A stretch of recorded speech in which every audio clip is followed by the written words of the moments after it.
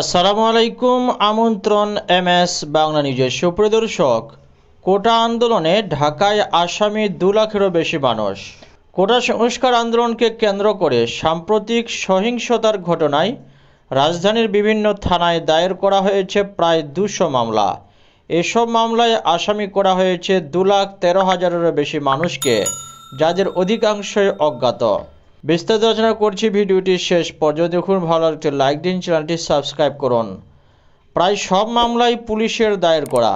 নথি থেকে জানা যায় অন্তত 16টি মামলার আসামি 5,000 থেকে 10,000 মানুষ। আদালতের নথি অনুযায়ী গত 12 দিনে নগরীর বিভিন্ন স্থানে রাজনৈতিক নেতাকর্মী ও শিক্ষার্থীসহ 2,500-এরও বেশি মানুষকে গ্রেপ্তার করেছে আইন শৃঙ্খলা রক্ষাকারী বাহিনী। তবে মামলা ও গ্রেফতারের প্রকৃত সংখ্যা আরও অনেক বেশি হতে পারে এবং রাজধানীর বিভিন্ন এলাকায় আইনশৃঙ্খলা রক্ষাকারী বাহিনীর অভিযান অব্যাহত থাকায় তা আরও বাড়তে পারে।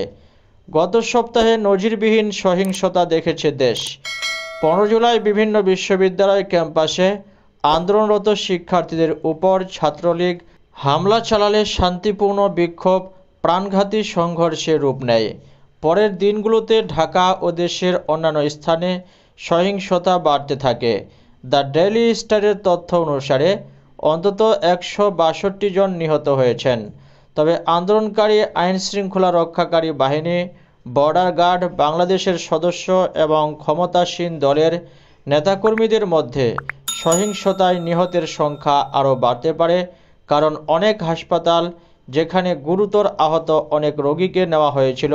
এছাড়া অনেক পরিবার ঘটনাস্থল থেকে তাদের প্রিয়জনের মরদেহ নিয়ে গেছে বলে জানা গেছে। সেই সব পরিবারগুলোর সঙ্গেও যোগাযোগ করা সম্ভব হয়নি। নিহতদের এই সংখ্যা শুধুমাত্র হাসপাতাল ও পুলিশ সূত্রের উপর ভিত্তি করে। তবে গতকাল পর্যন্ত অন্তত 210 জনের মৃত্যুর খবর নিশ্চিত করেছে প্রথম আলো। সরকার রাতের বেলা কারফিউ জারি করে সারা দেশে সেনাবাহিনী মোতায়েন করে এবং অভিযান চালিয়ে পরিস্থিতি নিয়ন্ত্রণে আনার চেষ্টা করছে। এদিকে মানবাধিকার কর্মী, সংঘর্ষের ঘটনায় গ্রেপ্তার বা আহতদের পরিবারের সদস্য এবং রাজনৈতিক দলগুলো আইনশৃঙ্খলা রক্ষাকারী বাহিনীর ক্ষমতার অপব্যবহারের নিন্দা জানাচ্ছে। অন্যদিকে সরকারের দাবি, সুনির্দিষ্ট তথ্য প্রমাণের উপর ভিত্তি করেই মামলা করা হয়েছে। আপডেটটি পর্যন্ত আসছি, আবার একটি অন্য আপডেট নিয়ে। ভিডিওটি ভালো লাগছে লাইক দিন, চ্যানেলটি সাবস্ক্রাইব করুন, কমেন্ট করে জানান আপনার মূল্যবান মতামত। ধন্যবাদ। খোদা হাফেজ।